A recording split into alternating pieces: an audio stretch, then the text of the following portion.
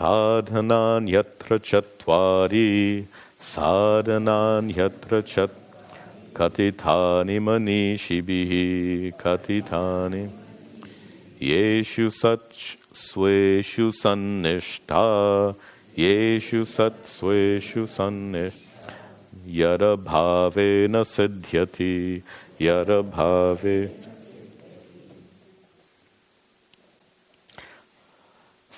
Atra sadhanani chatvari katitani manishibihi.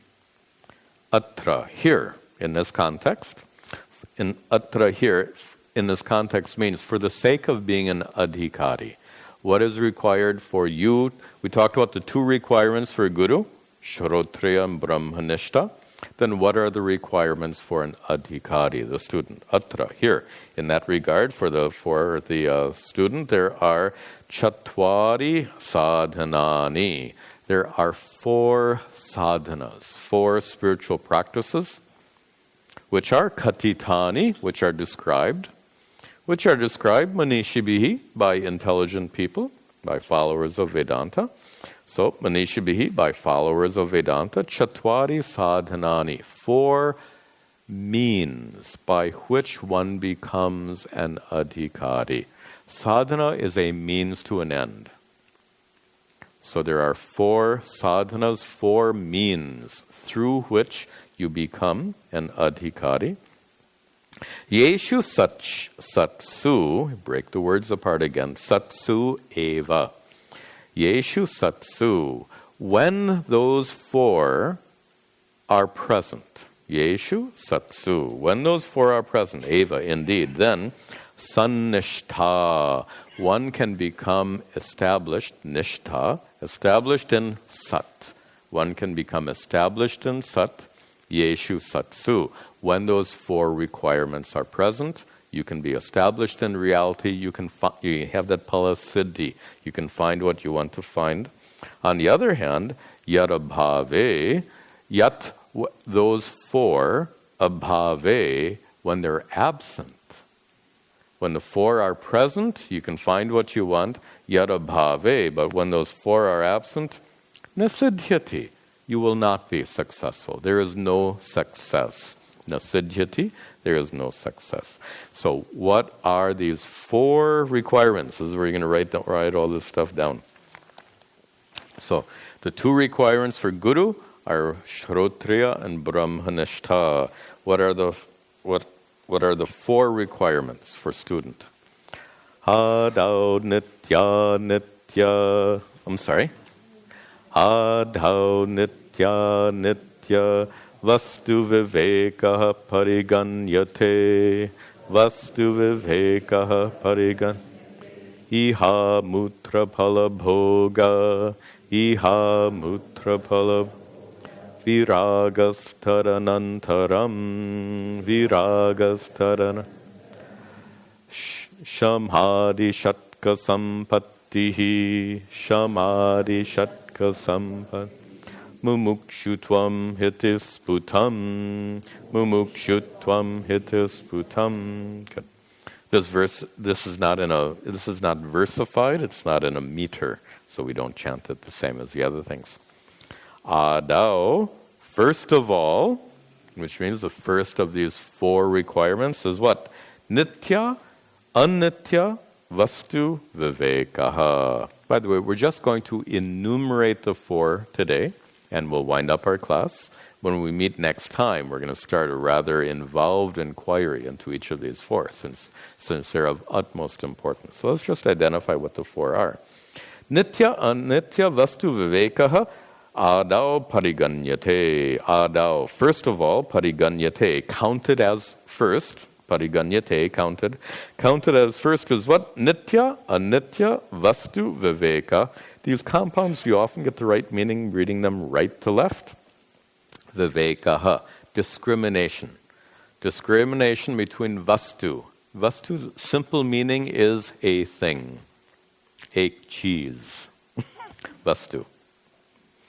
By the way, for non-Hindi speakers, that always sounds funny, cheese. Like pizza or something. Okay. Cheese in Hindi means thing for our non-Hindi speakers. All right. So, vastu, thing. Viveka, discrimination between vastus, things which are nitya vastu and anitya vastu. Nitya vastu, eternal things, unchanging things. And anitya vastu, non-eternal things, changing things. So to put that in one word, viveka, discrimination. Discriminative understanding, discriminative knowledge. The first of our 4 sadhanas is viveka. What is the second? Iha amutra palabhoga viragaha. Tadanantaram. Tadanantaram, after that, following number one being viveka,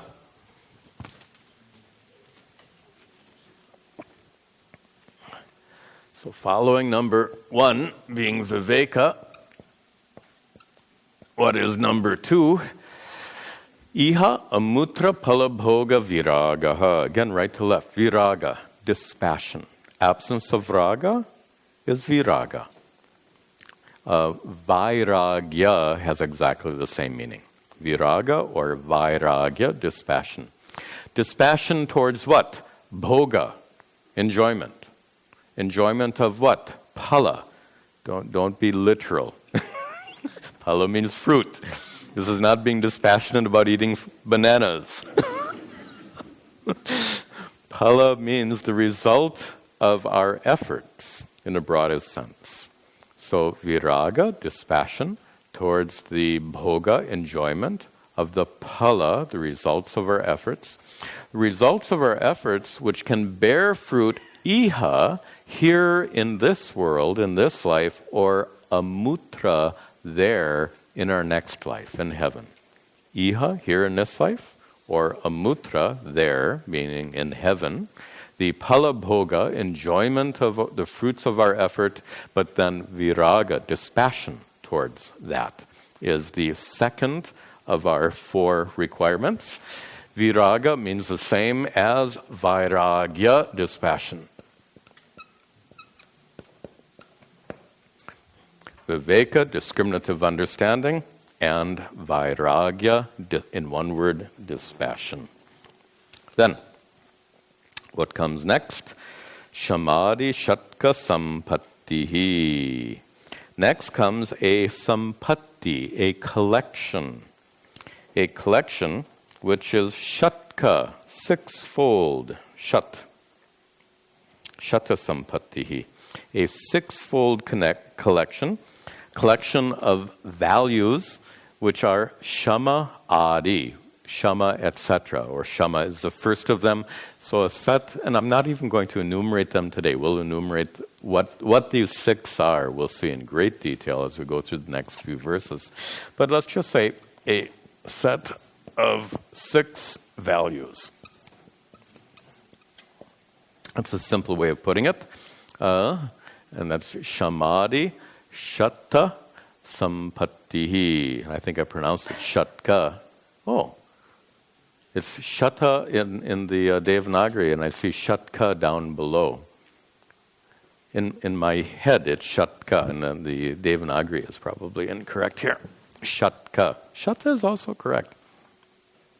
So a group of 6 values such as shama. Shama, just to give you the big view, shama, internal quietude.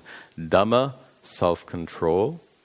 Uparati, withdrawal from worldly activities. Titiksha, in forbearance. Shraddha, faith. Samadhana, ability to concentrate your mind. We'll be seeing these described in the coming verses. We said that there are 4. Guru has 2 requirements, you have 4. Is that fair? I think so.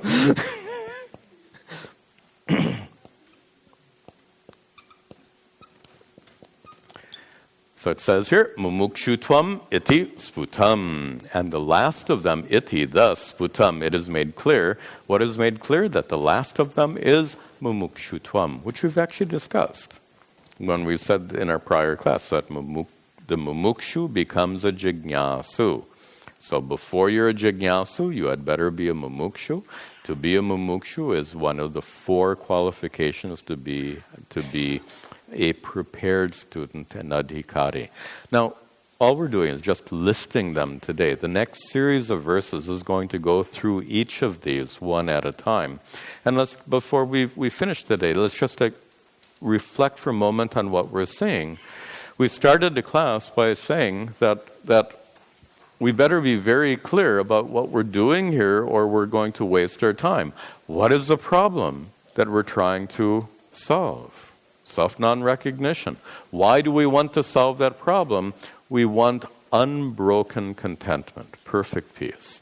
And the only way that unbroken contentment or perfect peace will be available is if we solve this problem of self-non-recognition. How will we do that? If the problem is ignorance, the solution is knowledge. How will we get that knowledge? We need a means of knowledge, a proper means of knowledge. But how will we be able to use that means of knowledge? For the sake of using the means of knowledge, we need a proper guru, a guru who is both Shrotriya and Brahmanishta, and we need a proper student, a student who possesses these 4 qualifications. These 4 qualifications together are called Sadhana, Chatushtaya. Sadhana, Chatushtaya. Again, I'm putting a lot of terminology, much more than I usually do, but this is like the basic vocabulary of Sanskrit. And since it's so important, I would like to help you learn these terms. Sadhana, Chatushtaya.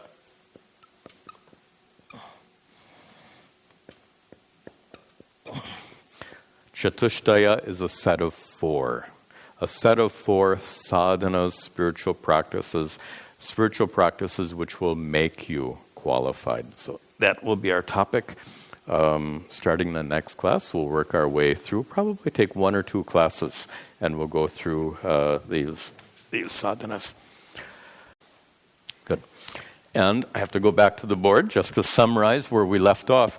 We had seen this 19th verse, which gives us an outline of what we're going to talk about for the rest of this class and the next 1 or 2 classes. What we're talking about is Sadhana Chatushtaya. Sadhana Chatushtaya is the set of 4 qualifications to be an adhikari. Remember that important word? If Vedanta is a pramana, any means of knowledge, you have to be qualified to use that means of knowledge. If you were blind, you would not be an adhikari for seeing Swami Tadatmananda. If you were deaf, you would not be an adhikari for hearing my speech. If you were, I don't want to sound really bad, if you're really dumb, you wouldn't be an adhikari for using inference. You need a database, right? So that the database based on which we infer things requires some intelligence, etc. If you didn't know language, any language, not likely, but if you didn't understand any language, or if I were speaking in Chinese, then you wouldn't be an adhikari for the Shabda Pramana. For the Vedanta Pramana to operate, you have to be an adhikari. Adhikari means a qualified aspirant. And there are 4 requirements, which we'll just see in summary. That's what we saw in the last class. Viveka, discriminative understanding, and today we're going to see each of these in great detail. Vairagya, dispassion. It'd be nice if I spell it right. All right. Viveka, discrimination. Vairagya, dispassion. And here we have a group of 6. A Shatka Sampati, a group of 6 traits, which are also important, and put them all up here just so that we have the big picture, and then we'll see the verses. So the first of them is Shama, which we often translated as internal quietude, just quietude. Shama, quietude. Dhamma, self-control. Uparati, I'm going to need more room. Shama, quietude. Dhamma, self-control. Uparati, withdrawal. Titiksha, forbearance, tolerance. Shraddha, faith. And again, we're going to see all these in great detail in just 2 minutes. And samadhana, a meditative mind. So this is the group of 6. We'll see all of these in detail. And the fourth of the sadhana chatushtaya, we've already discussed a little bit, is mumukshutva. Mumukshutva, or mumukshutvam, desire for liberation, desire for moksha. Okay, so this is the big picture. It'd be helpful if you have this in front of your eyes as we go through the verses. So the next sequence of maybe 4 or 5 verses or so, we'll just go in sequence, right from Viveka, right on through. Brahma satyam jagan mithya, Brahma satyam jagan. Ityevam rupo vinishchayaha, ityevam rupo vinish. Soyam nitya nitya vastu, soyam nitya nitya viveka samudahritaha, vivekaha samudahritaha. Viveka is explained in this manner, in the manner described in this verse. And it begins with one of the most famous statements attributed to Sri Shankaracharya, Brahma Satyam Jagat Mithya. I'm just breaking the words apart for you. Brahma Satyam, what is Satya, is Brahman, the source of all. And Jagat, the world, everything else, is Mithya. Now, here's the problem. We know what is Jagat.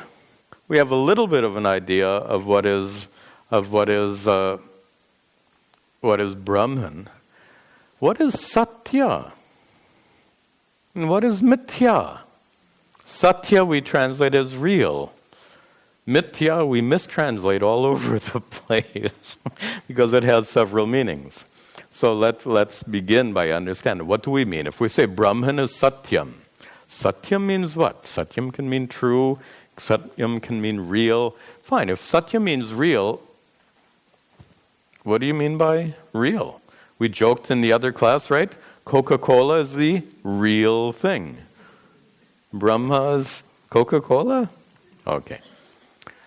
Trikala abadhitam satyam. You don't have to memorize these definitions, but they're very crucial in the teaching of Vedanta.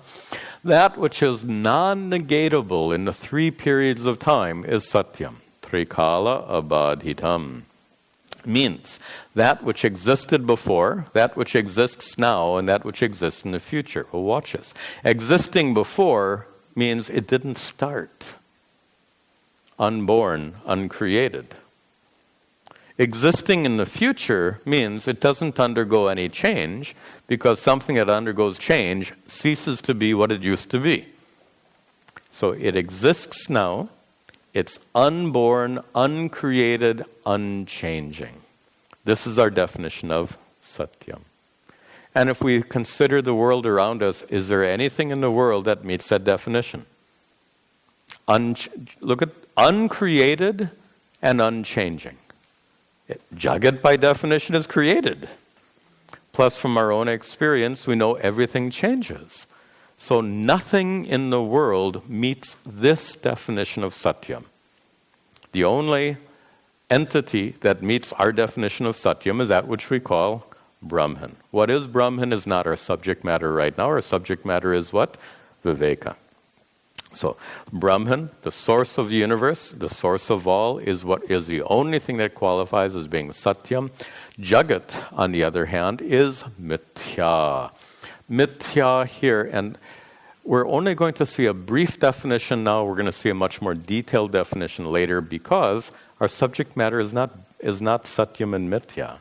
Our subject matter is Viveka. But at least we should know the word. To translate mithya as false or untrue are not helpful. The Vedantic definition of mithya is that whose existence depends on something else. Adhisthana ananyatvam. And our favorite example for that is in this metaphor of the clay pot. The clay is satyam, the pot is mithya. The existence of the pot depends on clay. The existence of the clay in no way depends on pot. The existence of the world depends on Brahman. The existence of Brahman doesn't depend on the world. This is our Vedantic definition of mithya. Please set any other definition that you've heard. They're fine, but they don't work for Vedanta. This is our Vedantic definition. That whose existence depends on that which has dependent existence. In this metaphor, clay exists independently. Pot has dependent existence. Therefore, Brahman is independent existence. It's existence itself. On the other hand, the universe exists dependent on that Brahman. In that sense, the universe is mithya. Not false, not illusion, not unreal or untrue, and so dependent existence. Okay. And again, this topic of Satyam and Mithya, we'll see in more detail when it comes up later in the text. Our topic right now is Viveka. So to understand Brahma is Satyam and Jagan and Mithya, evam rupaha vinishchayaha, an ascertainment, evam rupaha, of this manner, of this form. To understand that Brahman is Satyam and Jagat is Mithya, evam rupaha vinishchayaha, to understand in this manner, ayam saha ayam nitya anitya vastu vivekaha. Saha ayam, that is this, which we're talking about. And what is that? Viveka. That is viveka. This nishchaya, this ascertainment that Brahma is Satyam and Jagat is Mithya, this ascertainment, nishchaya, is viveka. Now, viveka here is qualified by these other words. What kind of viveka? Viveka means discrimination. So we've already used two terms up above, Brahma and Jagat. Can you differentiate between the world and its source? Yeah. Can you differentiate between Satyam and Mithya? Well, come on. Can you differentiate between clay and pot? No problem, right? So you can differentiate between clay and pot. You can differentiate between world and its source. You can differentiate between Satyam and Mithya. This is the Viveka that we're talking about. But here, very technical definition is given. Nitya, anitya, vastu viveka. The Viveka, the discrimination between a nitya vastu and anitya vastu. Vastu means thing. A nitya vastu is a thing that is free from time, a thing that is unborn and unchanging. We just saw that language, right? Uncreated and unchanging. There's only one nitya vastu, and we call it Brahman. Brahman is a nitya vastu. Then there is anitya vastu. Nitya means unborn, unchanging. Anitya means not literally not eternal, but the implication is that it was born in time and it undergoes change, which pretty much describes the entire universe. Born in time, undergoing change. So, anitya vastu is the universe. Everything else. These two entities. There is Brahman, nitya vastu, and Jagat, anitya vastu. These two categories encompass everything. There is nothing that lies outside these two categories. Either it is nitya or it is anitya. There's no third option, right? It's either nitya or anitya. So this encompasses everything. Now, you've seen the words of the verse. Have any of you had this doubt? Here's the doubt. If you really knew that Brahma is Satyam, if you really understood that the world is mithya, and if you knew this not in an intellectual manner, but if you really got it, you'd be enlightened. Right? If you really know Brahman, we say that an enlightened person, in Sanskrit we say the enlightened person is a Brahmajnani. Knows Brahman. Brahmajnani is an enlightened person. And notice here that being able to discriminate between Brahman and Jagat is required as a prerequisite. Any of you have this doubt when we were going through this? If you don't, now you have the doubt. If you didn't have it before, now you have the doubt. How it almost looks like being enlightened is a prerequisite for being enlightened. How helpful is that? I think, the American expression catch-22?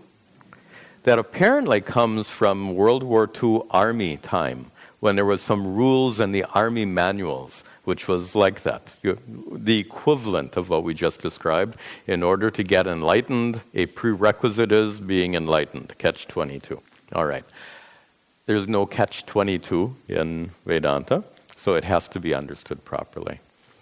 It's true that if you understood Brahman fully and completely, you'd be enlightened. So obviously this viveka cannot be the full understanding of Brahman. Then how shall we understand it? We can actually understand it in at least 3 ways. At least I've written down here 3 ways. So what are the 3 ways of understanding Brahman, short of full realization?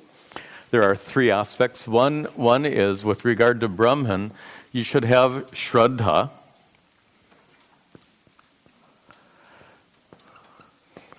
By the way, we're going to see Shraddha down here, right? So Shraddha means, my guru put it very nicely. He said, giving the teacher and the scripture the benefit of doubt. That's a nice way of putting it. Just giving the benefit of the doubt. If it's in the scripture, it must be something of value. It's been there for thousands of years. And if all these teachers are teaching it, maybe there's something to it. So this is a nice definition. Shraddha is absolutely not blind faith. There's no room for blind faith in Advaita Vedanta. So set that meaning aside. Shraddha here could mean giving the Shastra and the Guru, giving the benefit of the doubt. That's our definition of Shraddha here. So in order to know what is Brahman, you should have Shraddha. You should also have a capacity to understand. What kind of capacity? If you've understood more or less what I've talked about so far, you've got plenty of capacity. That's all. You just need to have a mind that works. There are plenty of minds which don't work. You apparently have a mind that works. It's a blessing. Okay, this is the capacity. And the third element is something, I want to give you the Sanskrit for this. The term is used quite a bit.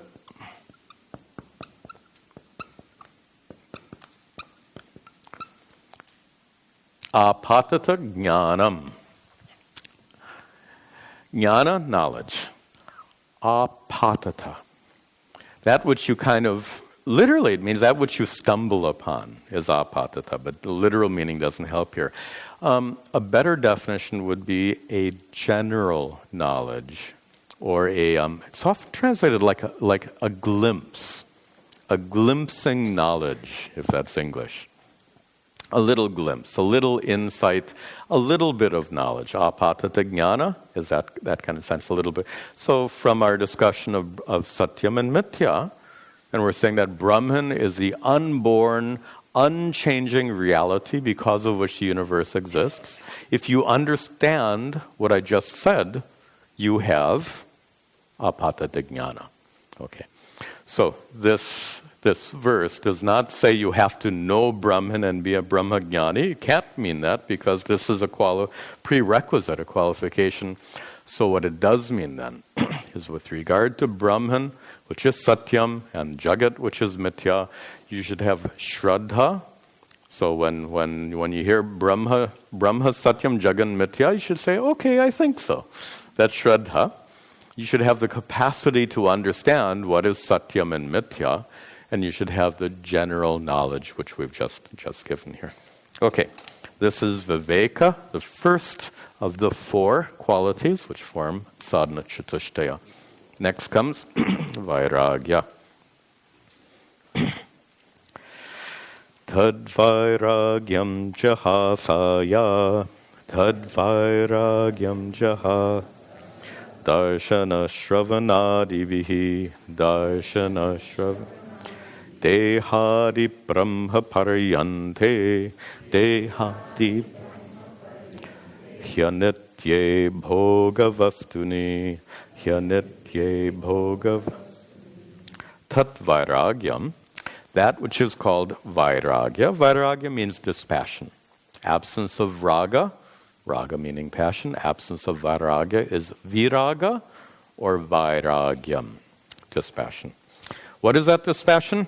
It is ya jahasa. It is ya, that which is jahasa. Jahasa literally means a desire to throw away. Jahasa means a desire to throw away, to throw off, to cast off. A desire to throw away what? We all have a desire to throw away certain things. Like when you have a big stack of garbage in your kitchen and it starts to stink, then there is jahasa, a desire to throw that away. Here, there's jahasa with regard to what?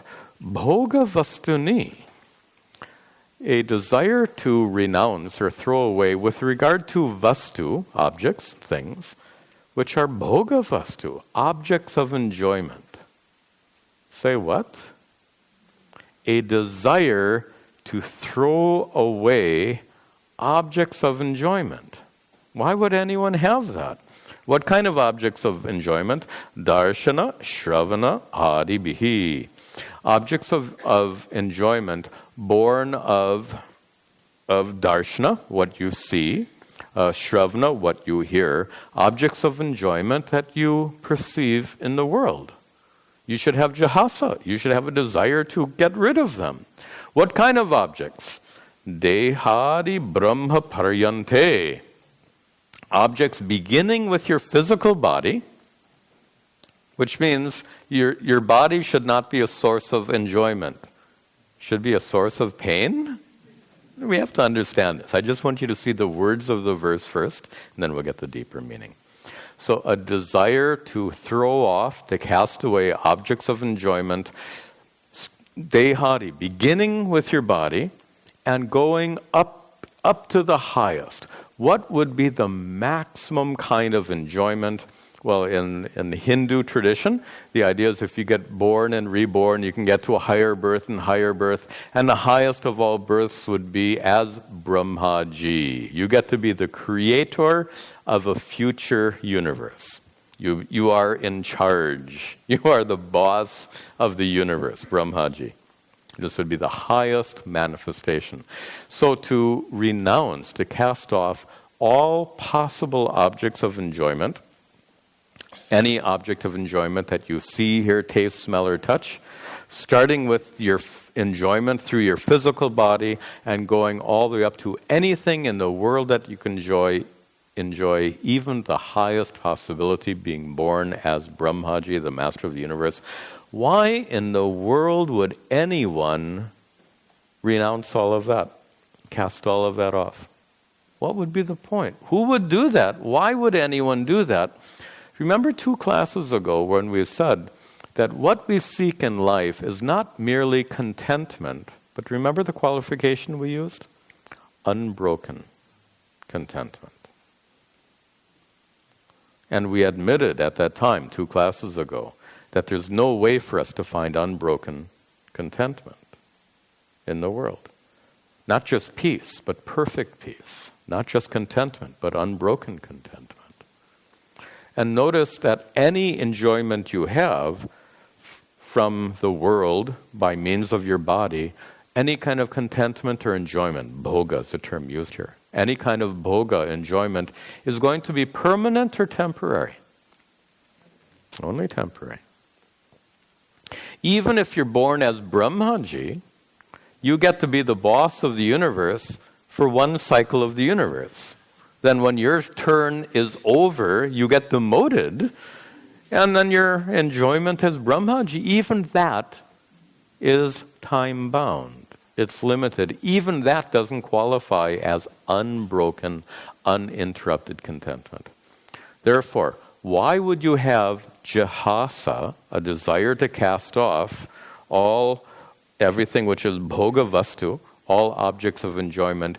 You would have a desire to cast them all off because he anitye, two words shoved together. He anitye. He has two main meanings. It can mean indeed. Here it means because. Because anitye bhogavastuni. You would definitely want to cast off all of these forms of enjoyment if they are anitya, temporary, time-bound, not capable of giving you perfect, unbroken contentment, which is what we really want.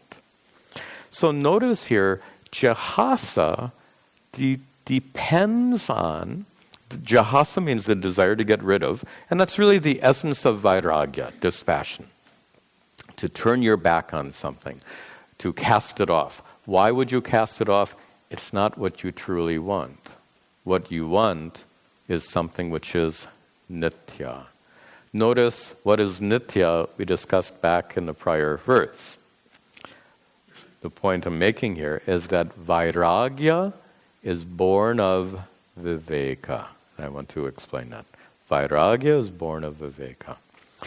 Before we define that, what vairagya is not. Vairagya is not someone who says, I'm living a spiritual life, I should give up drinking tea. Now, I hear people talk like that. I've never understood what is the connection between drinking tea and being spiritual. But some people think like that. I respect it, but I just don't understand it. But here's the point. There's nothing unspiritual about drinking tea or coffee. Some of our friends feel like, they're stimulants, it's a form of drug, you should avoid it. Anyway, if they believe that, that's fine. But here's the real issue. To decide, I'm going to push it aside, I'm going to renounce it, that's not vairagya. That's just pushing it aside. Pushing something aside is not vairagya. Well, I said before, vairagya is born of viveka, discrimination. Discrimination means you understand that it's not going to give you permanent peace, unbroken contentment. Someone who gives up drinking tea does not do so because they think tea is only a source of temporary enjoyment. That's not what happens.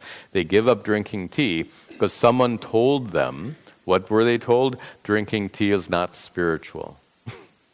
And having heard that, then that doesn't work. The point I'm making is vairagya is not based on will.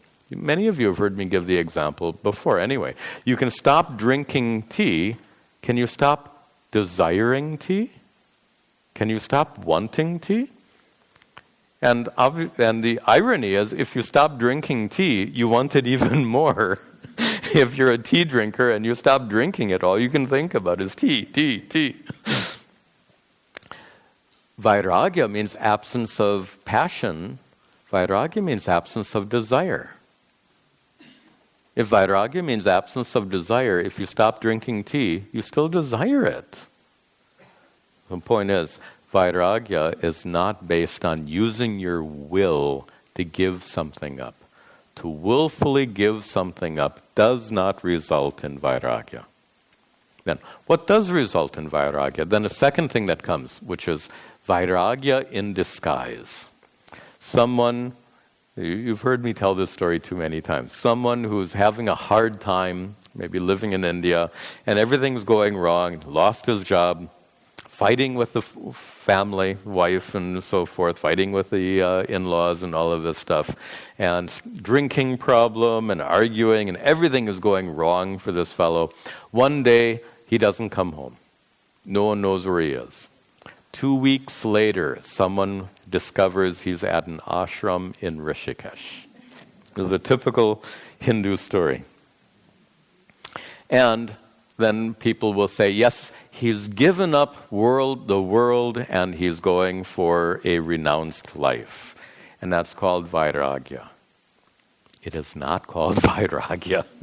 It's called running away from your responsibilities. That is absolutely not vairagya. And just to make it very clear, when this poor fellow runs away to the ashram in Rishikesh, he's left all of his problems with his job, problems with his wife, problems with his in-laws, problems with drinking. He's left it all behind. He's sitting in his room in Rishikesh. What is he thinking about? Problems with his job, with his wife, with his in-laws. He brought it all with him. It's in his head. You can't leave that behind. Vairagya is not running away from anything. So first we want to see what vairagya is not. Vairagya is not vairagya, dispassion. Freedom from desire is not willfully pushing things aside. Vairagya, dispassion, freedom from desire, is not running away from anything. Running away, after all, is adharma. So that's not even a possibility for spiritual life. You cannot begin a spiritual life with an act of adharma. Clear? Okay, enough said. Then what is vairagya? Viveka-janyam vairagyam. Vairagya is that which is born of viveka, discrimination. So going back to the prior verse, when you really get it, that this world is mithya, this world is incapable of leading you to unbroken, this world is incapable of granting you unbroken contentment. To understand that is vairagya. Or I should better said, the result of understanding that is vairagya. If you understand that worldly efforts will never, ever give you unbroken contentment, the result of that understanding is dispassion, vairagya. And that's actually restated in the first half of the next verse. Virajya vishaya vratad, virajya vishaya vrat, dosha drishtya muhur muhu, dosha drishta muhur. Swalakshe niyatavastha, swalakshe niyatavastha, manasa shamahuchyate, manasa shamahuchyate. First half of this actually talks about vairagya. Virajya, having given up, vishaya vratat. Vrata here means collection. The whole collection of vishaya. Vishaya means object. Vishaya vrata, the collection of objects. Collection of objects means what? The world, jagat. Vishaya vrata means jagat, the world. Virajya, having become, I'll give you a very precise definition for that gerund. Virajya is a gerund, and a good definition would be having become dispassionate towards it.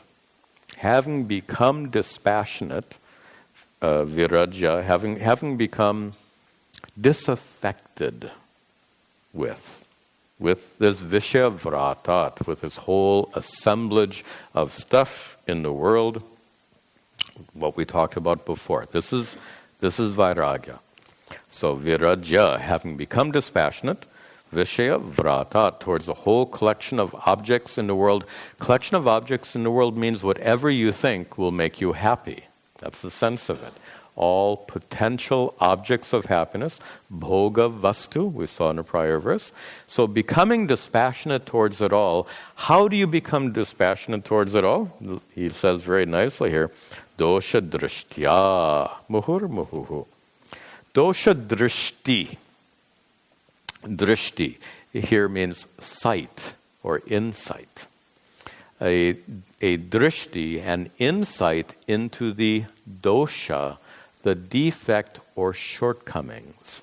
Dosha drishti means insight into the shortcomings of what you can accomplish through worldly efforts. Dosha drishti, to see the limitations of what can be achieved through our worldly efforts. And just to recap something we talked about in the first or second class. Here we are, at whatever age we find ourselves. For most of us, it's not very young anymore. So whatever age we've reached, we have spent how many decades trying really hard to find uninterrupted, unbroken contentment in life. We've really tried hard. Has anyone been successful? Raise your hands. Now, what is interesting is after several decades, or more than several decades, of trying to gain perfect peace, unbroken contentment through our worldly activities, worldly acquisitions, if we haven't been successful in the first 5 or 6 decades of life, why should we assume we'll be any more successful in the next decades of life? How ridiculous that conclusion would be. By now, if not before, we should have already concluded that finding perfect peace and unbroken contentment through our worldly efforts is impossible. This is dosha drishti. To recognize the dosha, the shortcomings of worldly life, to recognize the impossibility of gaining perfect peace and unbroken contentment through all of these efforts. And as dosha drishtya, by means of seeing the shortcomings of worldly life. But if you're like me, we don't figure it out immediately. If you look back on your life, you suffer disappointment, but then you think things will be better tomorrow. Then you suffer another disappointment. You think, things will be better tomorrow. Another disappointment. You think things will be better tomorrow. Remember, better means you're still seeking that perfect peace, unbroken contentment. I haven't gotten it so far. Maybe tomorrow. Now, being an optimist in general is a good quality in life. I don't deny it. But if you think optimism will make you enlightened, I don't think so. So here, to have this dosha drishti, to see the shortcomings of worldly life, muhur muhuhu, again and again. By seeing the impossibility of gaining perfect peace and contentment through worldly activities, through seeing that again and again and again, what is the result? Vairagya. What is the result? Virajya vishaya vratat. One will have given up any asakti, any attachment for any worldly thing or activity. So this is vairagya. Why is vairagya being talked about in this verse? This verse is really introducing the first of the shatka sampattihi. Excuse me. Sampatti means something of value that you've collected. And here, shatka, 6 things, 6 traits or qualities that you have acquired, the shatka sampatti. And the first of that shatka sampatti, the first of the 6, is shama. So why does this verse is on shama, why does it begin by talking about vairagya? Because shama comes from vairagya. Notice that just as the vairagya comes from viveka, we're seeing a pretty clear development here. We said viveka janya vairagya. Vairagya is born of viveka. And further, shama is born of vairagya. When you really get it, that no matter how hard you try, you're not going to find perfect peace and contentment in life, based on that vairagya arises shama. How does Sri Shankara describe shama? He says, swalakshe niyata avastha manasaha.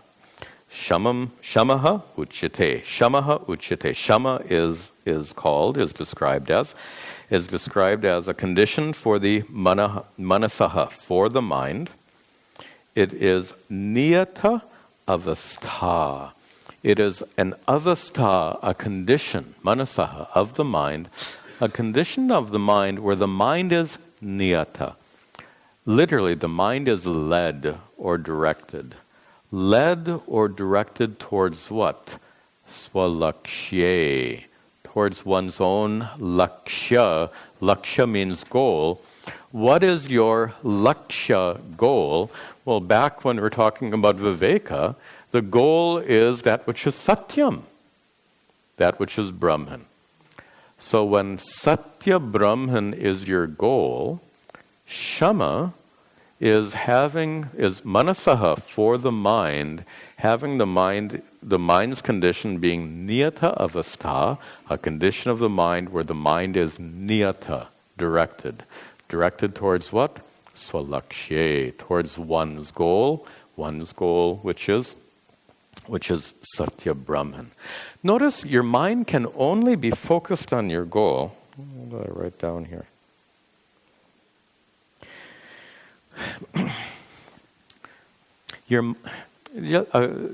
We won't have time to see the next verse, so let me just speak about this a little bit further. Your mind, first of all, shama is often poorly translated merely as quietude, a quiet mind. That's not how and it does mean that. You should have a quiet, focused mind, but that's not really how Shankara describes it here. What he's describing is something much more important than merely having a quiet mind. If you, tonight, in several hours, you'll have a very quiet mind. Quiet mind is not the goal, nor is it in and of itself the means to the goal. So Shankara's definition here is really quite insightful. And shama literally means quiet. But what is the sense given here by Sri Shankara? The sense is freedom from distractions. Now there's nothing in the verse that says that literally, but when you understand the verse, that's the meaning you'll come to. Freedom from distractions.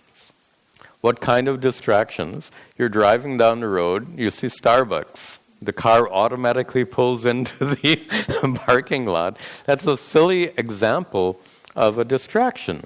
Why would something as ordinary as pulling into a Starbucks be a distraction if you think that cup of coffee is going to make you happy? That's a distraction. On the other hand, if you're practicing number 2, vairagya, you should understand that any happiness you get out of that cup of coffee is only going to be temporary, limited, and what you really want is unbound, unbroken contentment, which you're not going to find in Starbucks or any other place. So to go into that Starbucks, to go to Starbucks for a cup of coffee is no problem. Let's be very clear. To go to Starbucks for coffee is no problem. To go to Starbucks to feel better is a problem. This is really, really important. To go to Starbucks or anywhere for a cup of coffee or anything you want is not a problem. But to go to Starbucks because you're feeling sad, you're feeling low, you want to lift your spirits, you want to feel happy, you want to feel content. To go to Starbucks or anywhere else for that purpose is the problem. And that is the distraction. If you're seeking contentment in the wrong places, remember the 10th man story? If you're seeking in the wrong place, how will you ever find perfect contentment? How will you ever find Brahman? So Shankara describes shama here as a condition where your manasaha avastha, the condition of the mind, is swalakshye niyata. The condition of the mind is directed towards your ultimate goal. If your mind is directed towards your ultimate goal, it means your mind is not allowed to go chasing after things which are contrary to the goal. And that's the point I tried to make.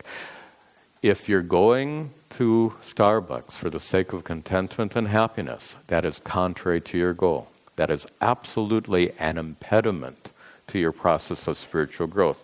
If you're going to Starbucks for a cup of coffee, there's no problem. You get the distinction. So here, the distraction is seeking elsewhere for the sake of happiness and contentment. On the other hand, shama is having a mind which is niyata. It is directed, properly directed. Yata, directed. Niyata, properly directed. Directed what? Swalakshe, towards your ultimate goal. And what is that goal? Satya Brahman, that ultimate goal. Okay. So we've started our Sadhana Chatushtaya. We've seen Viveka, Vairagya, and the first of the group of 6. In our next class, we'll go fairly quickly through much of this material now. The rest of these we'll go through quite quickly. We'll come to the end of the slides that are on the website, so sometime later next week, please go to the website. You'll get the next set of slides, which you can print out. I would wait at least several days. So before the class, we'll have the updated set of slides, and we'll continue in our text, and we'll conclude with our prayers. We have to start off properly, and we started off by developing over a period of 2 or 3 classes that the problem of human suffering can be traced to ignorance with regard to one's true nature as being full and complete, Satchidananda Atma. That being so, the solution to the problem of suffering is knowledge, and for that knowledge, certain prerequisites are absolutely necessary. Those prerequisites collectively are what we call adhikari tvam. Whatever preparation is required to gain the spiritual wisdom, that particular spiritual wisdom that's capable of destroying the ignorance that causes suffering. That adhikari tvam is what we seek. And we saw Sri Shankaracharya summarize that adhikari tvam in terms of the Sadhana Chatushtaya. These fourfold means for adhikari tvam. We should mention, I don't believe I mentioned before, that you will not find any reference in the Vedas or Upanishads to Sadhana Chatushtaya. This is part of the tradition of Advaita Vedanta. This is what Vedanta acharyas, what teachers of Vedanta have brought to the tradition. The tradition, of course, began with the wisdom of the ancient rishis, found in the Upanishads. But we need a little bit more than that. We need a lot more than that. And we're very grateful as our opening prayers began, acknowledging our Guru Parampara, because it's through that lineage of teachers that the teachings of the ancient rishis have been expanded upon with a lot of crucial teachings that we need, including this teaching of Sadhana Chatushtayam, so a product of later generations of teachers. We've already seen Viveka, the ability to discriminate between what is real and what is unreal. We've also seen Vairagya, dispassion, turning our attention away from trying to find perfect peace and unbroken contentment through worldly activities. That is Vairagya. We've just begun the next topic, which is a collection of 6 qualities we call Shatka Sampattihi, which literally means a collection of 6 qualities. And then, of course, the last is Mukshutva. So these last 2, the Shatka Sampatti, the collection of 6 values or qualities, and the Mumukshutva are the last parts of the Sadhana Chatushtaya. We'll see that today's class. With regard to the 6 qualities, we began that topic in the last class with the first of the 6, which was Shama. I'm not going to write them on the board. We wrote that whole list on the board last week. Hopefully that's all written down for you.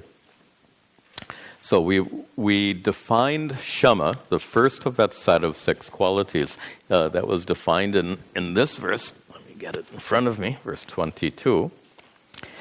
We've already seen this. Virajya Vishaya Vrata, turning away from objects in the world. Why? Dosha drishtya muhur muhuhu. Because we have recognized the inadequacy of all of those objects and attainments and whatever it is. We recognize the inadequacy of all of them to lead us to perfect contentment. But as we observed in the last class, that sounds a lot like Vairagya. And that's what it's being established here, is a form of Shama. Shama usually means quietude, shanti. But this is a different kind of Shama. This is a Shama born of Vairagya, And we see that in the last line. So lakshye niyatavastha manasaha shama uchyate. So shama here is manasaha, for the mind. Niyata avastha. An avastha, a condition in which the mind is niyata, directed, swalakshye, towards your goal. What is the goal? The goal here is nothing less than Brahman. The goal is gaining moksha. This is the highest possible goal. So to have a mind directed towards that highest goal requires a mind that's free from being pulled elsewhere. We joked in the last class about being pulled into Starbucks. Could be anything. Could be the mall. Could be the tendency that we may have to be sidetracked in any number of ways. So shama here literally means quietude of the mind, but more specifically, it means that a mind that has been freed from all these distractions, so that mind can be focused on the goal seeking Brahman, the goal seeking moksha. So that is shama. So shama is a condition of the mind, a mind free from distraction. Then we continue now with the next of the six, which is dhamma. In fact, this next verse, 23, will have both dhamma and uparati, the second and the third of the six qualities are here. Vishayebhya parhavartya, Vishayebhya parhavartya, sthapanam swaswagolake, sthapanam swaswagolake. Ubhayesham indriyanam, ubhayesham indriyan, sadamah parikirtitaha, sadamah parikirti, bahyanalambanam vrittir, bahyanalambanam vrittir, esho paratiruttama, esho paratiruttama. Vishayebhyaha paravarta, sthapanam swaswagolake, ubhayesham indriyanam. You have to start someplace. Indriyanam. Indriya, senses. Ubhayesham indriyanam. Both the senses. Wait a minute.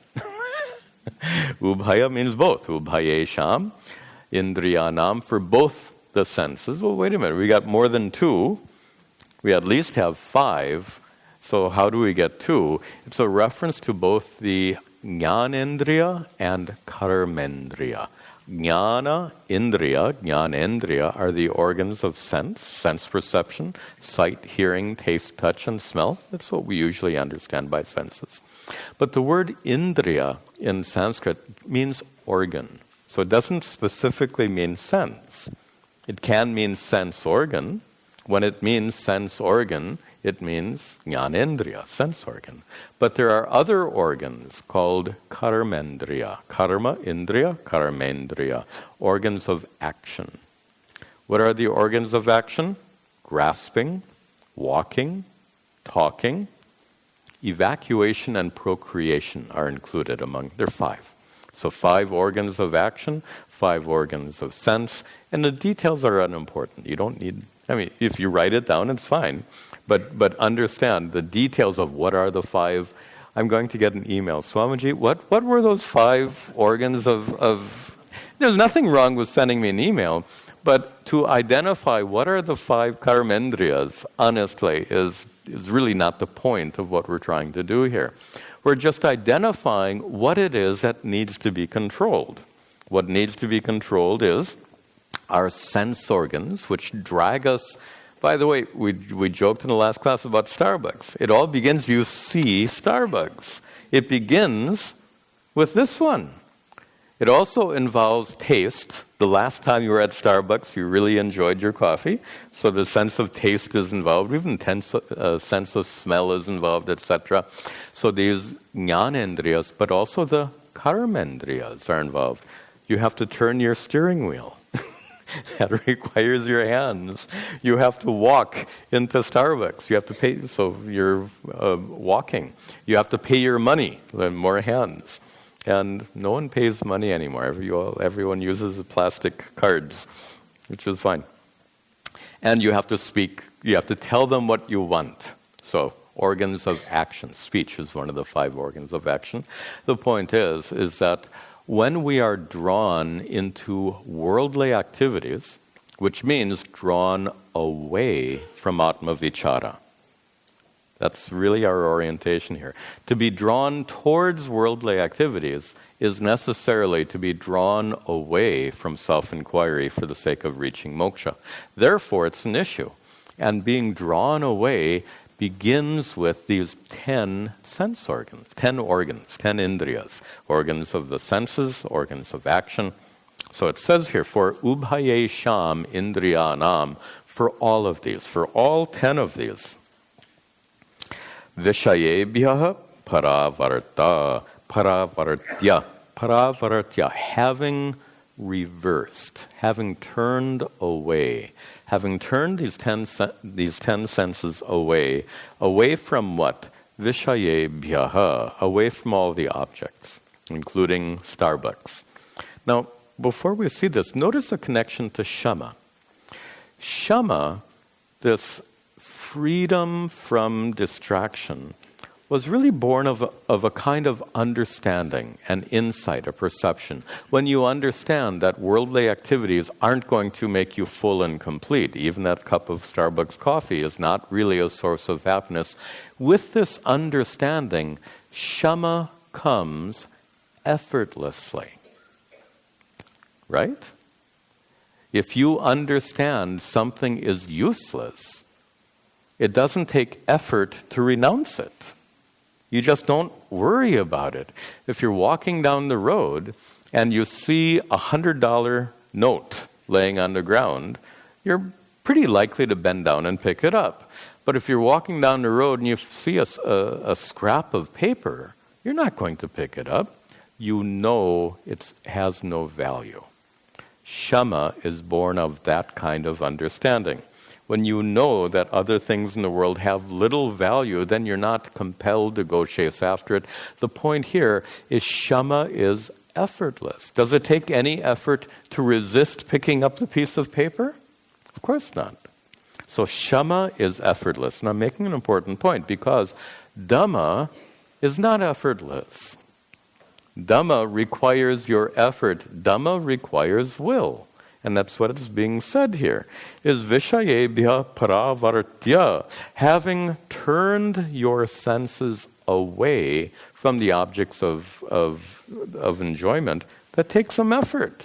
When you're seeing, I'm stuck on the Starbucks thing. Forgive me, but it happens. It's like when you get a melody stuck in your head, a little bit like that. Okay. We'll just stay with it for the time being. So you're passing that Starbucks. Suppose every morning on your way to work, you've pulled into this particular Starbucks. Got a cup of coffee for your commute to work. Many people do that. And then you hear Swami Tadatmananda going on and on and on and on about Starbucks. And you realize, yeah, I'm kind of addicted to this. Let me give this one up. Okay. So now after... For the last 5 years, you've always stopped at the Starbucks on your way to work. Now, starting tomorrow is Wednesday morning. So tomorrow, Wednesday morning, for the first time, you're not going to stop at Starbucks.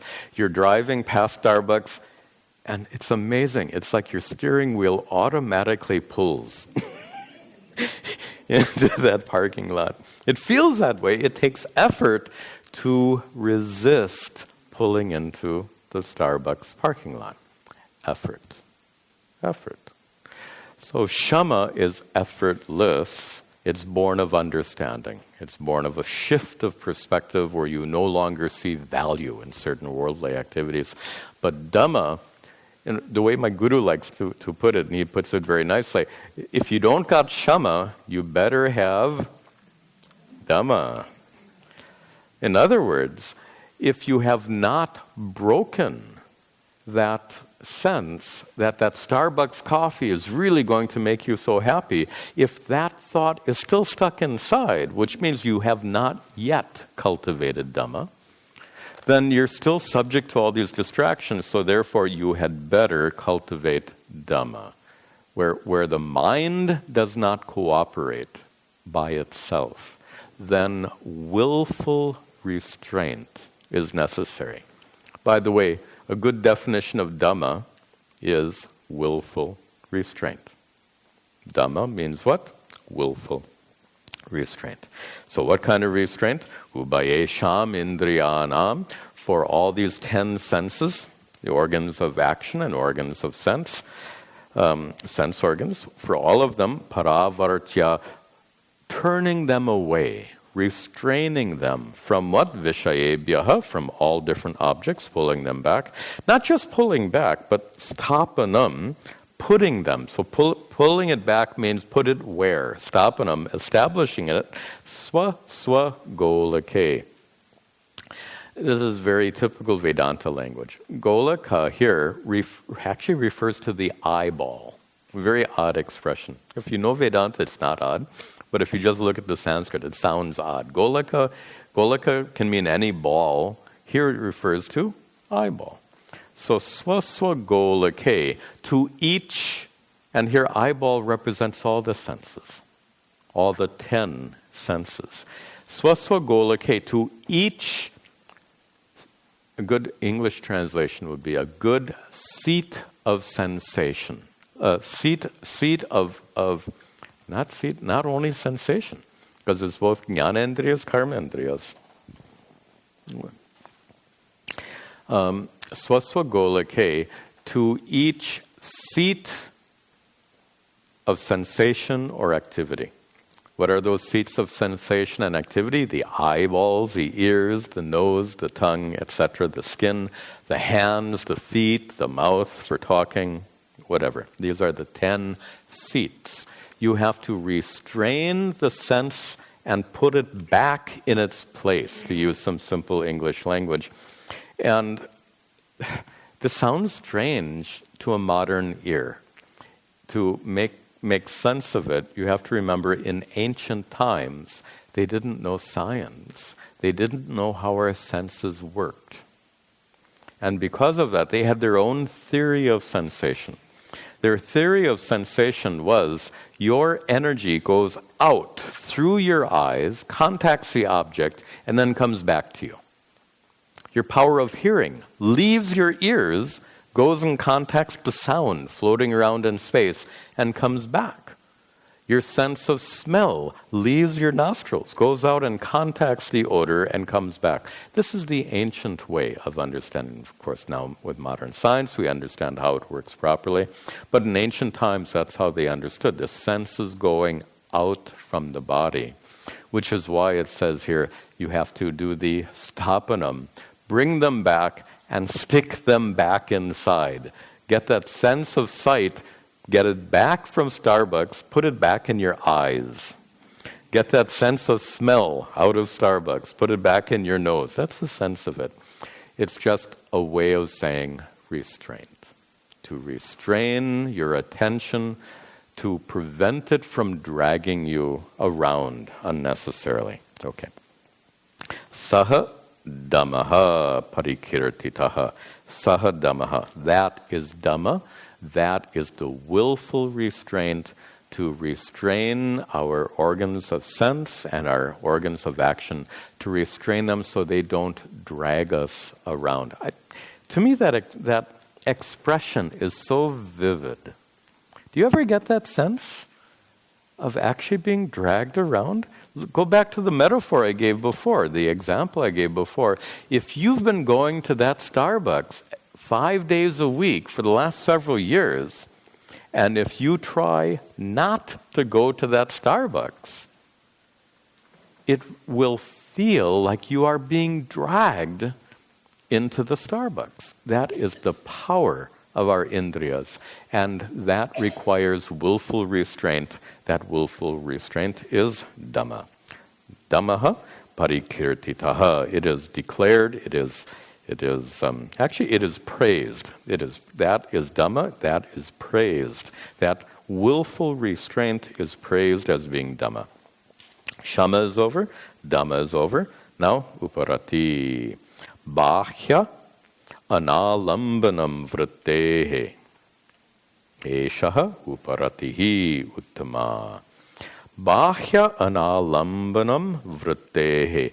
Vrittehe, for the vrittis, for your mental activities, for your mind. The analambanam, by the way, the English is broken incorrectly here. It's not bahyan alambanam, but it should be bahya if you're following the English. If you're following the English, it should be bahya dash analambanam. Makes a big difference. Okay. So, alambanam means, in this context, dependence. Analambanam, the absence of dependence on bahya, anything external. Bahya analambanam, the absence of dependence on anything external. Vrittehe, for your mind, for your thinking. That, esha, this, is uparatihi. This is uparatihi uttama. This is the highest.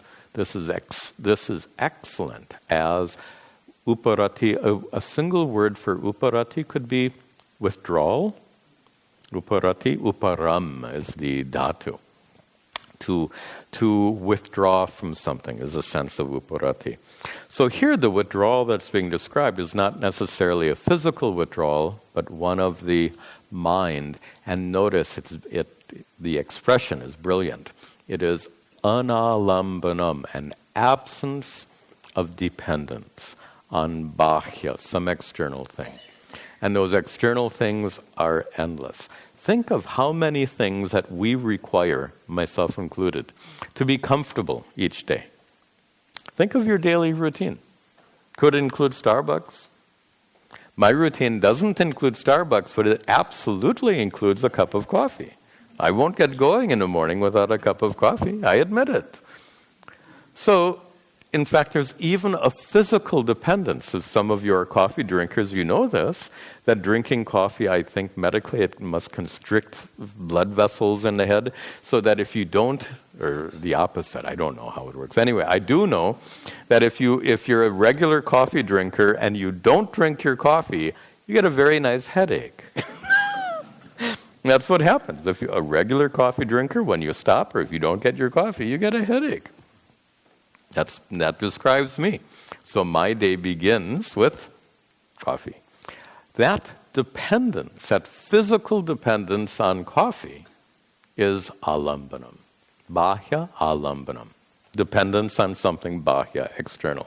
To be free from that external dependence is bahya analambanam. And that's our definition of uparati.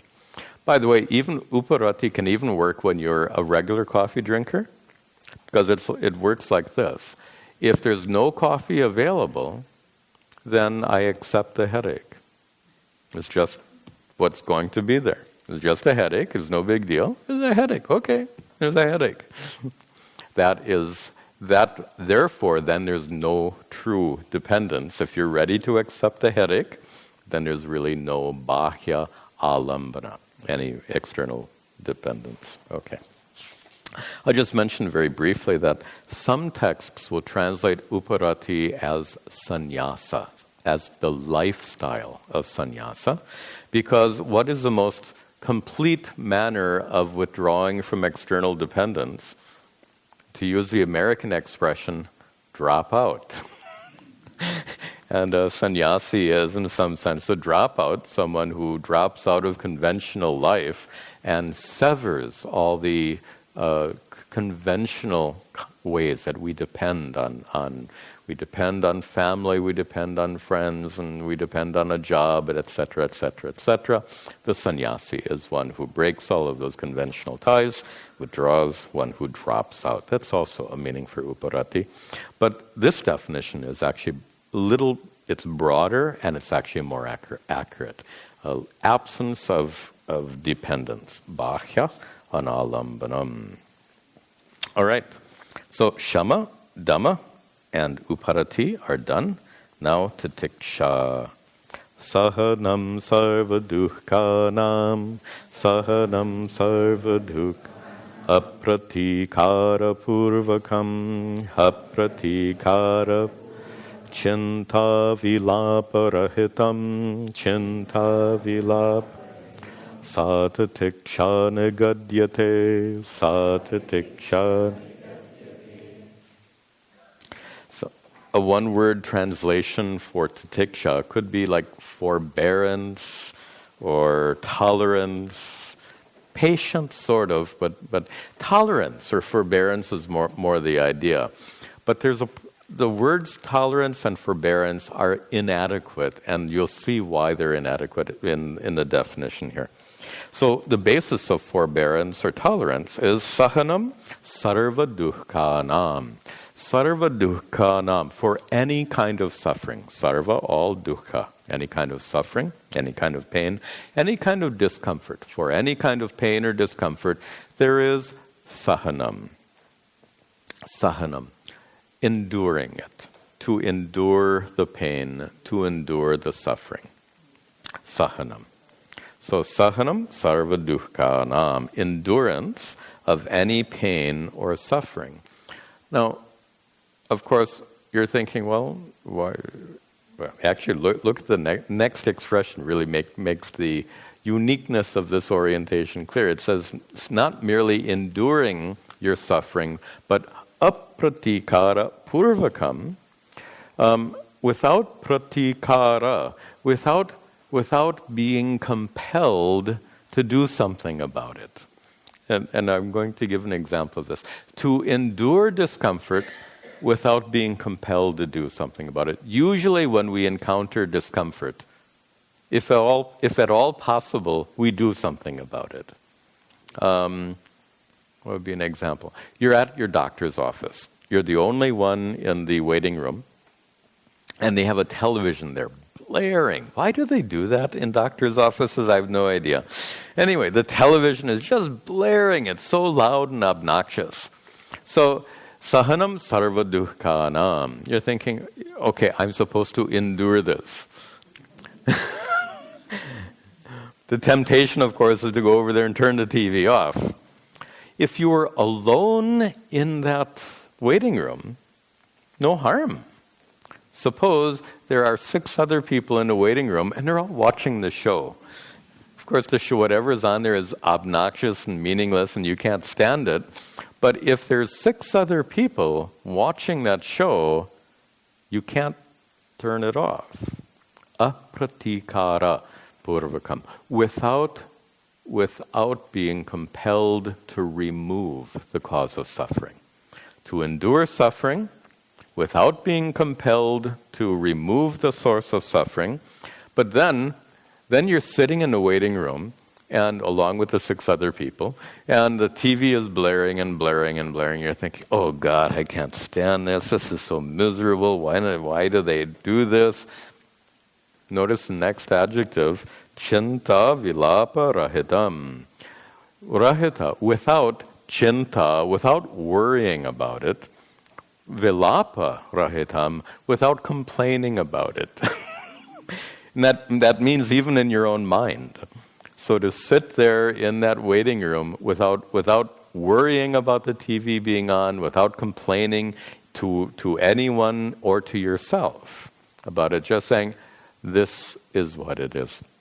My Guru has a favorite way of describing this, and a little unconventional way of describing it. He says that this kind of titiksha really requires objectivity. Now, these 2 words don't often go together. You know, the idea of forbearance or tolerance or enduring some discomfort. You don't think of connecting that with objectivity. But as he explains, being objective means it's just noise. The TV is just noise.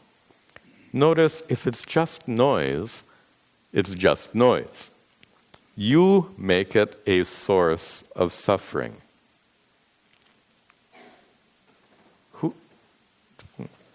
How about this? You hear in the morning, you hear a bird outside your window, chirping very sweetly.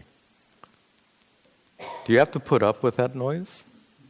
It's so painful, miserable, you shout, hey, cut it out. Stop it already. You tell the bird. here's the point. The bird is making sound. The TV is making sound. Sound is sound. Sound in and of itself is neither desirable nor undesirable, right? Sound is sound. It's neither desirable or undesirable. Who makes the bird call desirable and who makes the TV sound undesirable? We do. That's the absence of objectivity. Objectivity, then, is to say the bird is making sound, the TV is making sound, sound is sound. Okay, let the sound be there. This is objectivity, the kind of objectivity required for titiksha. So again, the definition, sahanam sarva dukkhanam, to endure all kinds of pain or discomfort, apratikara purvakam, without being compelled to remove the source of suffering, chinta vilapa rahitam, without complaining about it, without worrying about it, sa titiksha, that is titiksha, that is tolerance, that is forbearance, nigadyate, that is called titiksha. Okay. Now, shama, dhamma, uparati, and titiksha. There's actually a common thread with these four. The last two are a little different, but these first four all seem to be concerned with not being distracted. Basically, shama meant not letting your mind be distracted. Dhamma, not letting your senses be distracted, right? Shama, not letting your mind be distracted. Dhamma, not letting your senses distract you, pull you, drag you around. Uparati, also withdrawal. Withdrawing yourself from any kind of distraction, recognizing that you're not dependent upon it. And finally, titiksha, the biggest source of distraction is not the television, is not the obnoxious neighbor, is not your boss. The biggest source of distraction, the most aggravating source of distraction in life is our own minds. Is it not true? The most aggravating, consistent source of irritation and distraction is our own mind. So here, titiksha is to free our minds from that kind of distraction so that our minds are not always subject to being irritated by thousands of things. Every day, how many things can come and distract us and irritate us? So titiksha. So the common thread then between shama, dhamma, uparati, and titiksha is to free our minds from this kind of distraction, to free our minds from distractions so that we can be focused on our goal. Our goal is an extraordinary goal. All right. Then the last two are shraddha and samadhanam. First, shraddha. Shastrasya guru bhakyasya, shastrasya guru bhakya, satya buddhyavadharanam, satya buddhyavadharanam. Sa shraddha katitha sadbhir, sa shraddha katitha sadbhir, yaya vastupalabhyate, yaya vastupalabhyate. Shastrasya guru vakyasya satya buddhi, we are breaking the words apart, satya buddhi avadharanam. Sa shraddha, sa, that is shraddha. What is shraddha? The usual one-word definition of shraddha is faith, but the word faith is utterly inadequate, especially because shraddha encompasses what we call blind faith. And in a manner of speaking, blind faith is actually an enemy to shraddha. Honestly, shraddha cannot be blind faith. Blind faith can actually be an obstacle. We talked about this. I don't want to get back into that long discussion. Blind faith can actually be an obstacle to one's spiritual growth. Enough said. So here, what is the kind of shraddha required? It is described here as avadharanam, an ascertainment. What kind of ascertainment? Satya buddhi, an ascertainment of the buddhi, of the mind, that something is satya, true. An intellectual ascertainment that it is true, which means a better translation would be an intellectual conviction that something is true. That's a very good definition. An intellectual conviction that something is true. Satya buddhi avadharanam. An intellectual conviction that what is true? Shastrasya. That the Shastra, that the Scripture, what the Scriptures reveal is true.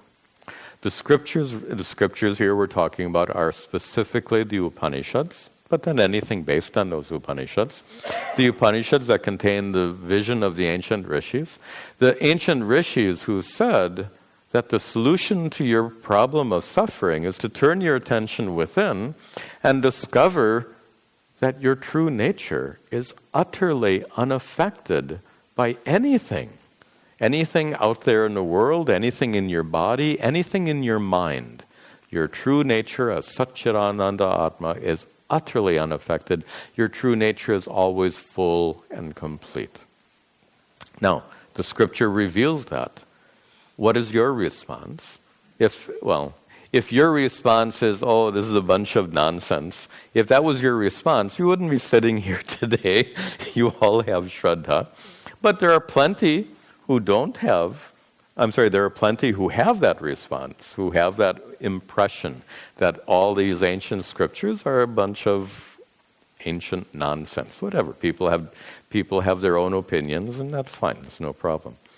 But here, Shraddha means Satya Buddhi Avadharana, an intellectual conviction of the truth of the Scripture, Shastrasya. But not just of the truth of the Scripture, Shastrasya Guru Vakyasya cha. Also the Guru Vakya, the words or teachings of the Guru. We discussed before that the teachings of the ancient rishis are inaccessible for the most part without the help of a teacher, so we recognize the practical necessity for a teacher to help us understand this. So, to have an intellectual conviction that what the Shastra says is true and what the Guru says is true. Now, intellectual conviction is most certainly not blind faith, because you only have an intellectual conviction where something is reasonable. Could you have an intellectual conviction that I'm holding an elephant in my hand right now? Could you be intellectually convinced that I'm holding on to an elephant? No. So a requirement for being intellectually convinced is you have to consider it reasonable and likely. So why would you have an intellectual conviction that what the Shastra says is true? Because you've heard what the Shastra says and you think it's very likely that it's true. You don't know for sure, but you're thinking it's quite likely it's true. And similarly for what the Guru says. Except when the Guru talks about the elephant he's holding in his hand. Leave that part aside. With that exception, what the Guru says, you hear the Guru and you think, that sounds like it's probably true.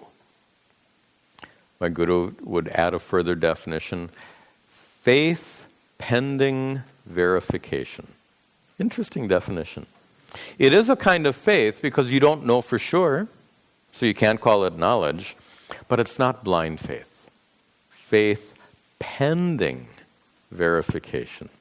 You have that Shraddha until you make the discovery, which is why we saw in chapter 4 of the Bhagavad Gita, Shraddhavan labhate jnanam. Famous statement from the Bhagavad Gita. Shraddhavan, one who has Shraddha, labhate, gains jnanam, knowledge. So that faith pending validation, verification, faith leading to knowledge. Does blind faith lead to knowledge? Ooh. Blind faith as in like superstition? That would be blind faith. Doesn't lead to knowledge. You're just stuck with some belief system. It leads you nowhere. Shraddha is faith leading to knowledge. Shraddhavan labhate jnanam. Sa shraddha, that is shraddha. Katita sadbihi. Katita, as said, as described, sadbihi, by the wise ones, by the enlightened ones. They define shraddha in this way. And this shraddha is that yaya, that by which vastu, we joked about this word before, real thing. But real thing is not Coca-Cola. Vastu, real thing, means Brahman. Vastu means thing. In Vedantic terms, real thing. In Vedantic terms, real thing is Brahman. Vastu upalabhyate. That vastu, that sad Brahma, that reality called Brahman, upalabhyate, is gained yaya, by that. By that shraddha, knowledge of Brahman can be gained. Now, shraddha is not knowledge, but shraddha leads to knowledge. In fact, without shraddha, will knowledge ever come? Just to illustrate that, suppose someone attends a class like this without shraddha. Nice memory. In the 1990s, I used to give public lectures all over the place. I used to have regular lectures at East Stroudsburg University and at a public library in Bethlehem every week, on Tuesday and Thursday nights. And I remember in those days, I was not a sannyasi then, and most of the students also were not of Indian origin. And I noticed that in these classes, the classes they were Vedanta classes, but aimed at a Western audience. And I noticed that in almost every class, there would be one or more, usually males, sitting in the back row of the lecture hall, sitting like this. Very interesting. And there was always a question-answer period at the end of each session. So you can be sure that at the end of the session, the first ones to have the questions were these guys sitting in back. Wait a minute, how can that be? What are you talking? Blah, blah, blah, blah, blah. They were very argumentative. Now, here's the point. They came to the lecture, they're sitting like this. Did they come to the lecture to understand what I'm teaching, or did they come to the lecture to find fault with what I'm teaching? For most of the class, they came to understand what I'm teaching. But for just a few, these ones. By the way, if you're sitting in the back row, don't worry, you're okay. Your arms are folded, I see that. I'm sure you're not like that. But just understand that as that fellow was listening, they're not listening to understand what I'm teaching. They're listening to understand what they want to challenge. They're listening for what's wrong. Will they learn anything? So that is the absence of Shraddha. In the total absence of Shraddha, nothing goes in, nothing is learned. So just to finish with that verse, if Shraddhavan labhate jnanam, Sri Krishna says, one who has Shraddha gains knowledge. We can paraphrase that. You may have heard me do this. Even without knowing Sanskrit, you can guess the meaning. Ashraddhavan na labhate jnanam. Right? One who has faith gains knowledge. One who has no faith does not gain knowledge. So that faith is a stepping stone. That is Shraddha. And that is the fifth of the six qualities that constitute that set of six. Now the seventh, Samadhanam. I have to go to the other slides. All these slides are on our website if you want to have a copy. Sarvada sthapanam buddhe, sarvada sthapanam buddhe, shuddhe brahmani sarvada, shuddhe brahmani tat samadhanam ityuktam, tat samadhanam ityuktam, natu chittasya lalanam, natu chittasya tat samadhanam. That is samadhanam. What is a one-word definition for samadhanam?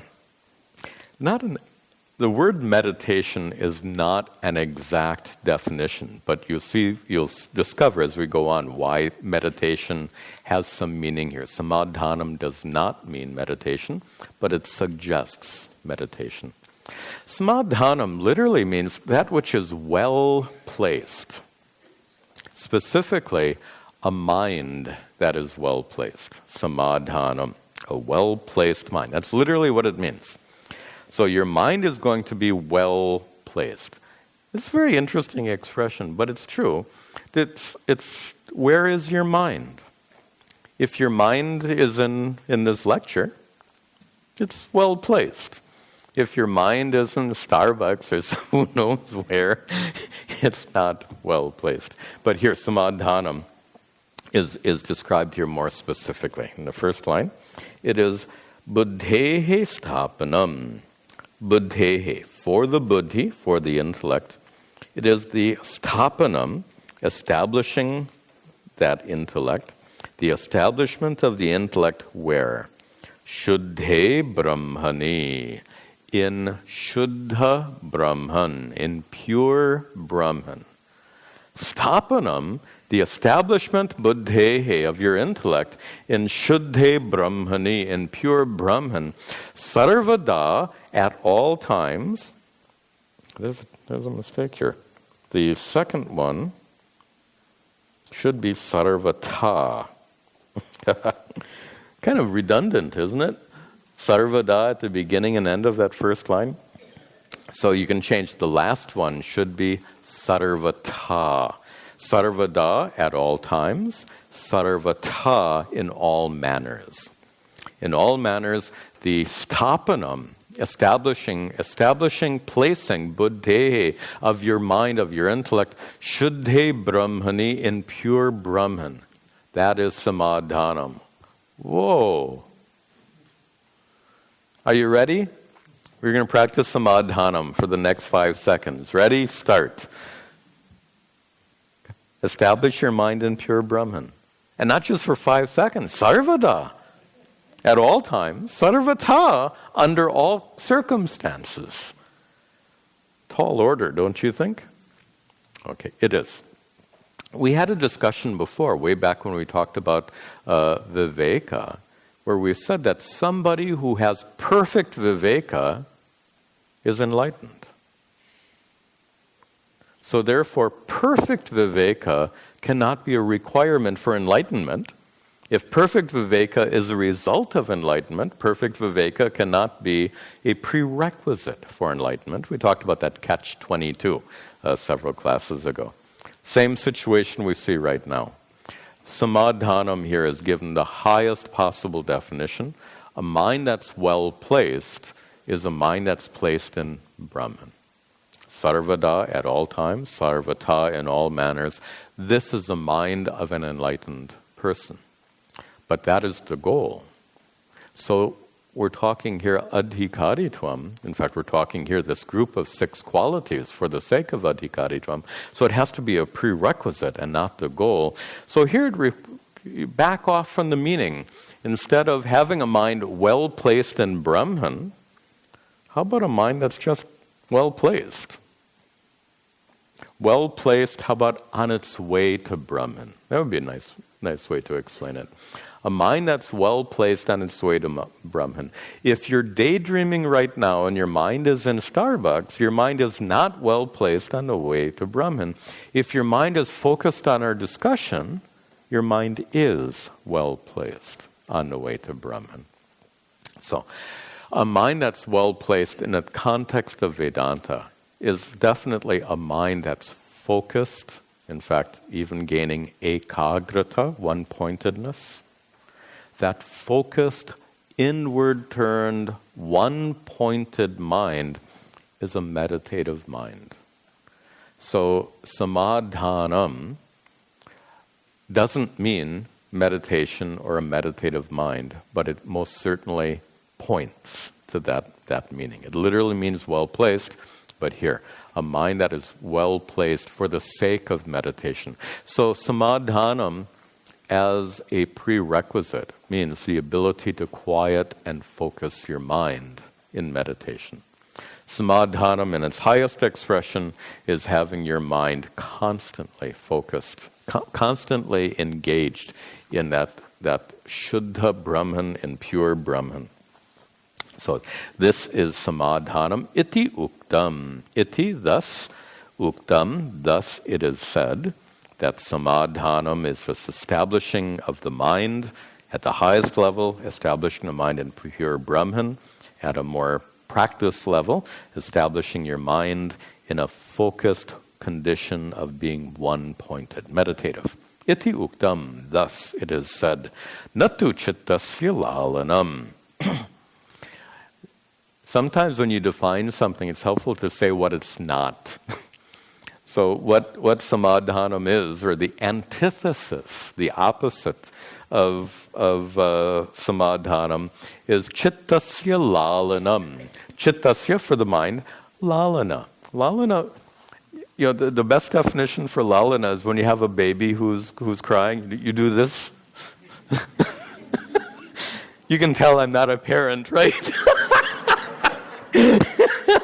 I mean, you have to do something with that baby, and whatever you do, I see you doing that. So that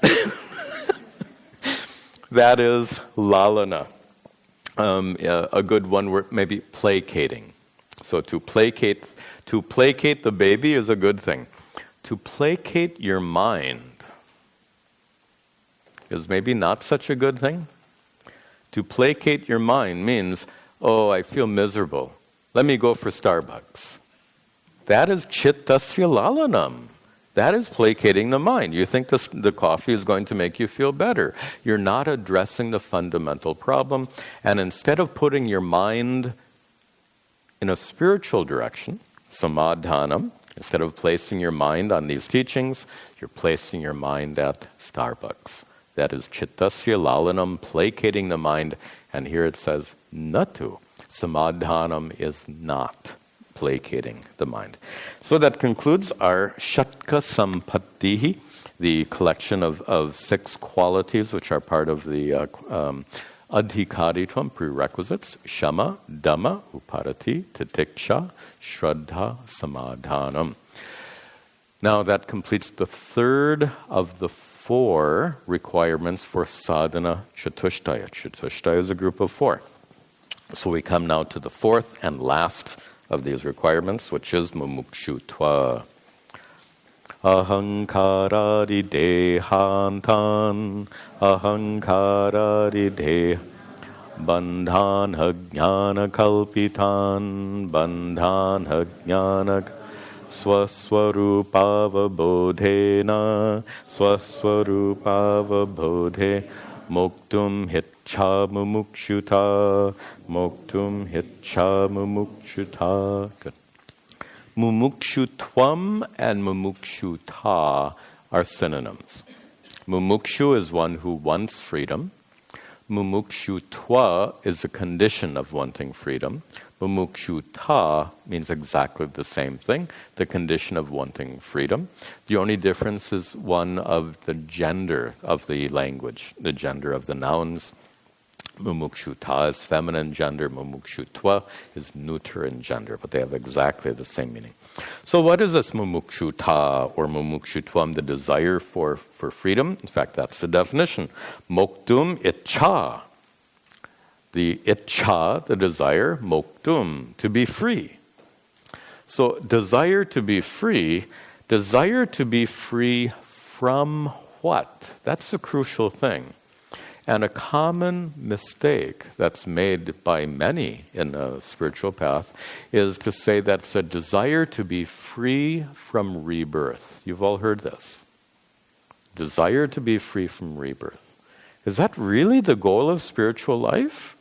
Is to be free from rebirth? Look at the reasoning. If the goal of spiritual life is to be free from rebirth, it means that being born at all is something to be avoided.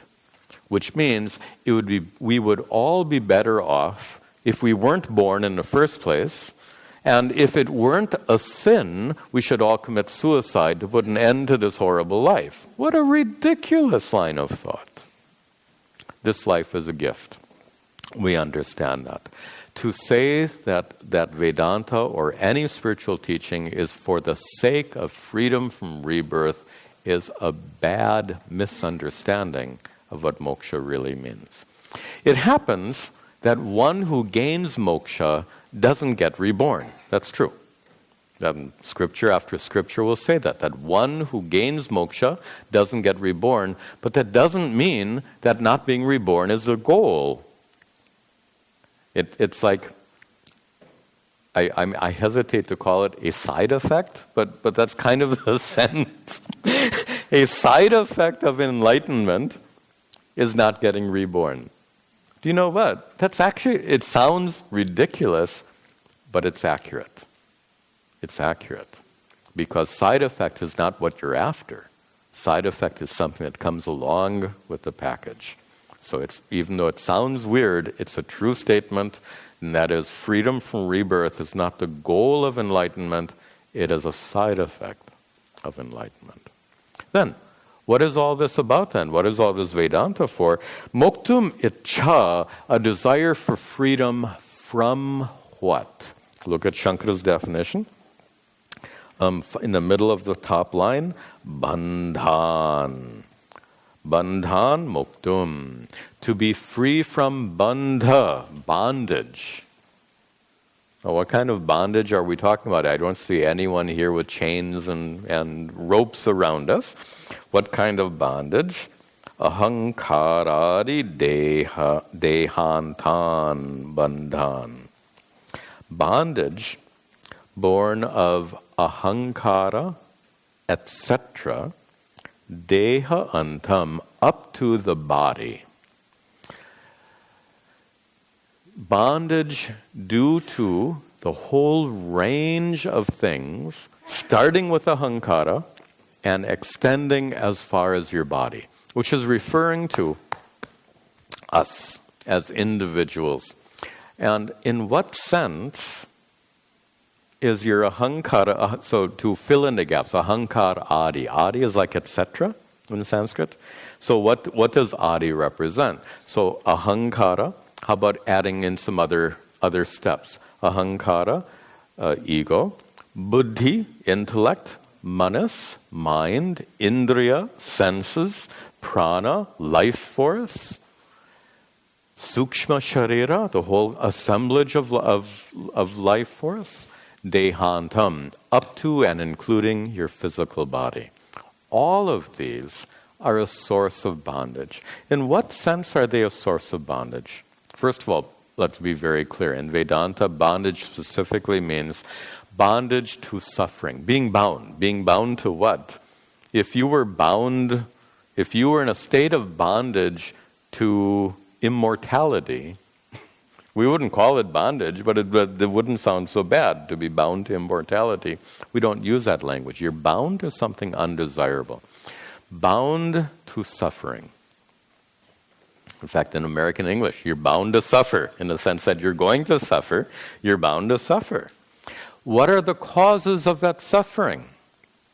Whatever goes wrong in our bodies is a source of suffering. Whatever goes wrong with our prana, life force, is a source of suffering. Whatever goes wrong in our minds and intellects is a source of suffering. By the way, that pretty much encompasses everything, because all of the suffering ultimately takes place in our minds, and all of it is associated with ahankara, the one who says I, the one who says I suffer.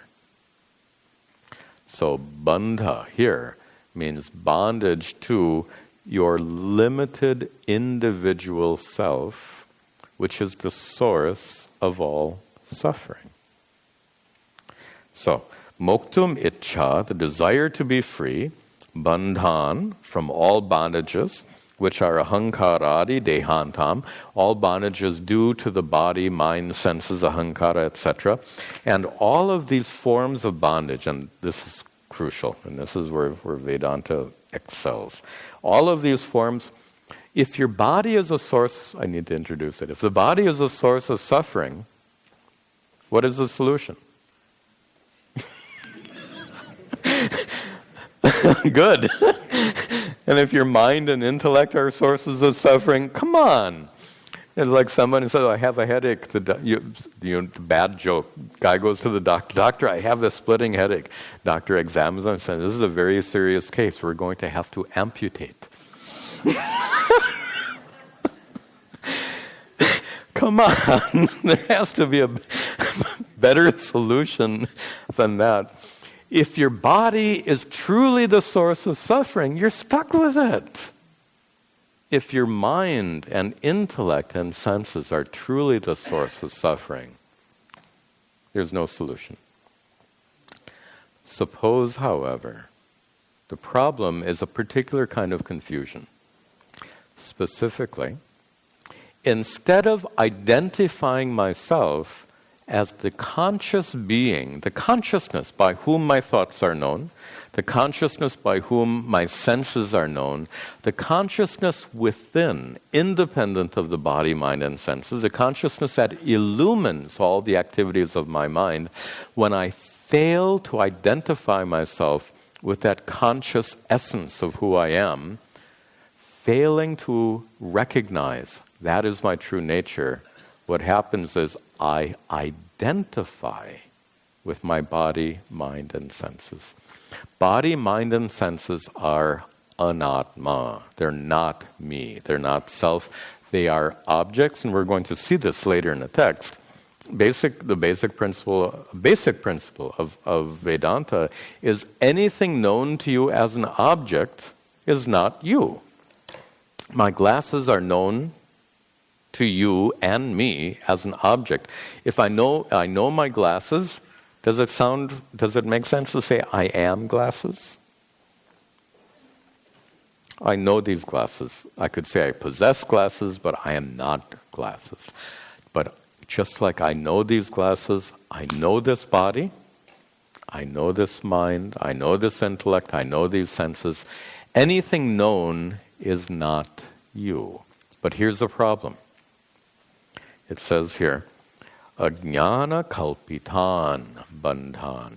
All of these forms of bondage that we seek freedom for are ajnana kalpita. They are kalpita, projected due to ajnana, ignorance. Now, we'll make this very clear, and then we'll wrap up our class. Due to ignorance, I fail to recognize my true nature as Satchidananda Atma. Due to ignorance, I imagine this body is me. Ajnana kalpita. Due to ignorance, I call myself Swami Tadatmananda. Due to ignorance, I call myself an aging male. Due to ignorance, I identify myself in so many ways, in terms of my mind, in terms of my intellect. This is the source of suffering. Due to ignorance of your true nature as Satchidananda Atma, to imagine, due to ignorance, to project, kalpita, to project due to ignorance, or to identify due to ignorance with your body, mind, and senses. That is a source of suffering. If my glasses are broken and I'm not identified with it, it's not a problem. If my body is diseased and I'm not identified with it, it's not a problem. If my mind is sad and I'm not identified with it, it's not a problem. If my intellect is disturbed and I'm not identified with it, it's not a problem. The problem is identification. Ajnana kalpita, and that is the identification is born of ignorance.